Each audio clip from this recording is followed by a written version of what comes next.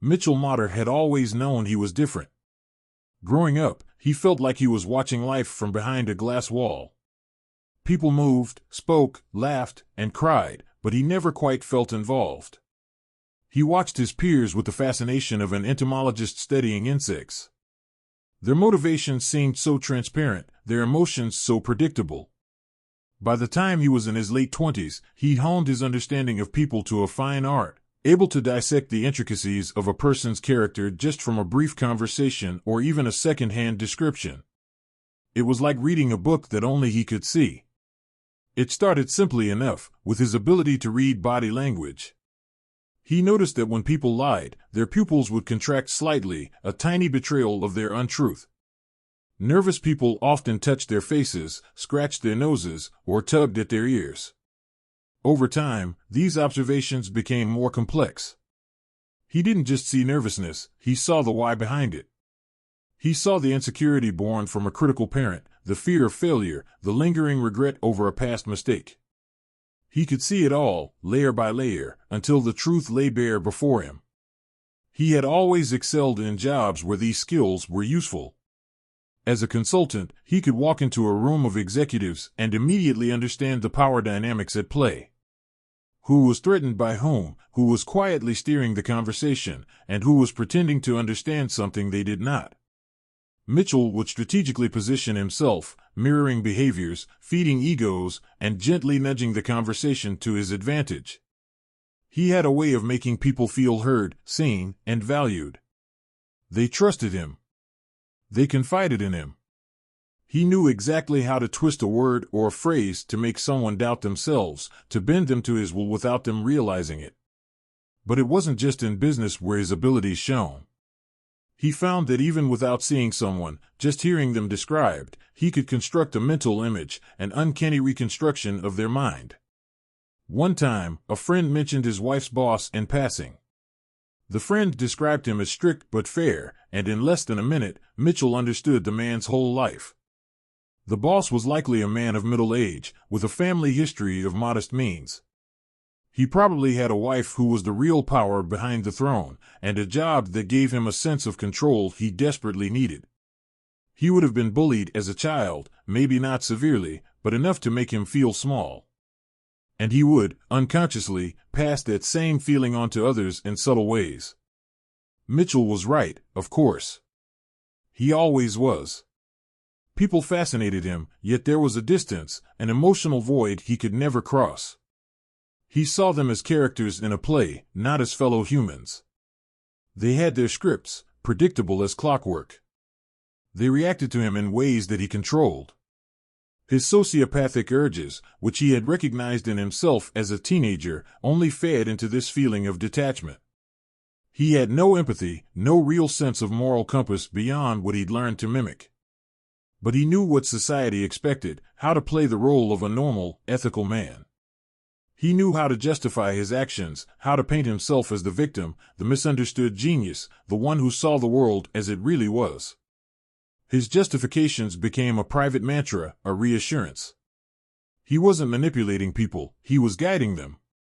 He wasn't exploiting their weaknesses, he was helping them realize their true potential. And if sometimes he pushed too hard, if sometimes he hurt people in ways they couldn't quite articulate, well, that was just part of the process.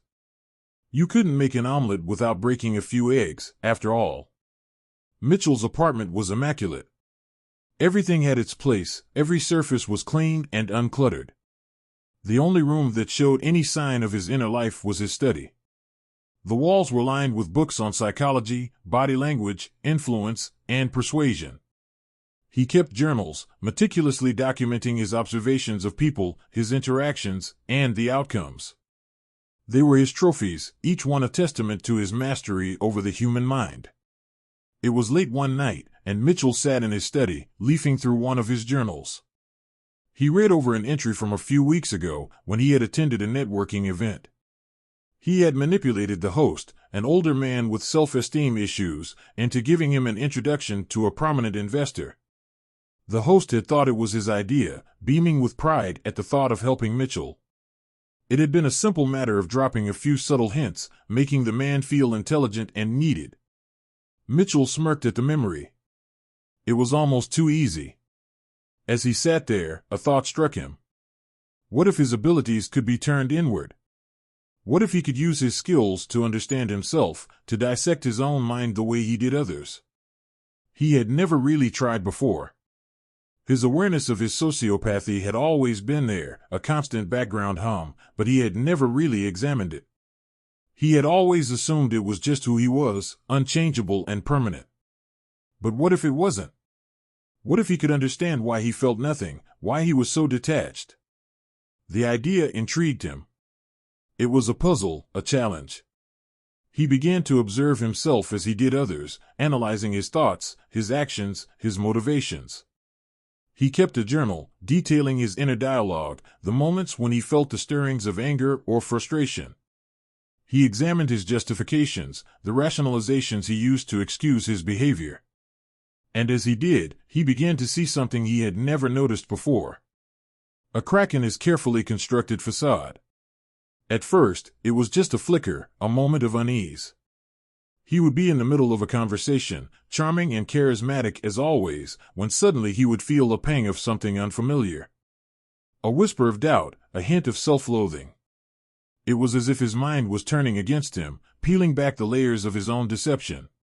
He started having dreams, vivid nightmares where he was exposed, naked and vulnerable, his lies laid bare for all to see. He would wake up in a cold sweat, his heart racing, the echoes of the dream fading into the darkness.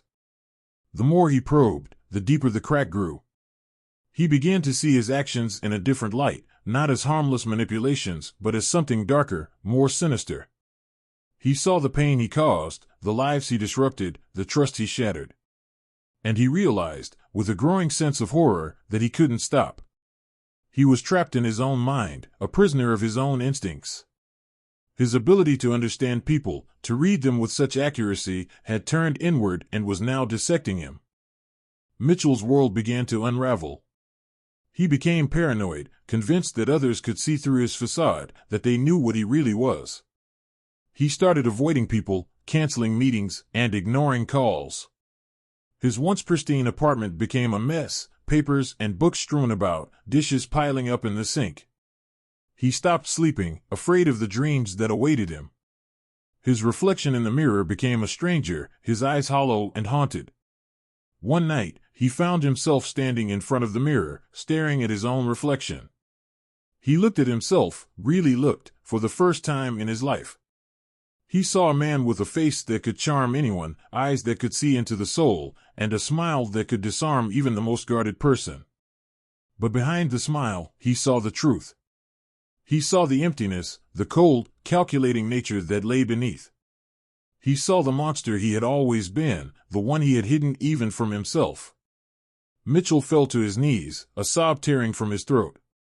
The sound was raw, guttural, a sound he had never made before. He wept, not for the pain he had caused others, but for himself, for the life he had lived, for the man he had become. He wept for the child he once was, the one who had learned to hide his true self, to pretend, to manipulate. He wept for the years he had wasted, the relationships he had destroyed, the emptiness that consumed him. He stayed there, on the floor, for what felt like hours. When he finally stood, his legs were weak, his body trembling. He looked at his reflection one last time, and he knew. There was no redemption for him, no way to undo the past. He was what he was, and he could never change that. But he could stop. He could end the cycle, end the manipulation, end the pain. But Mitchell Motter was always able to keep the darkness he had at bay. For he knew the truth. He hadn't been consumed by the darkness. He controlled the darkness. Not yet, he thought. Not yet quite down.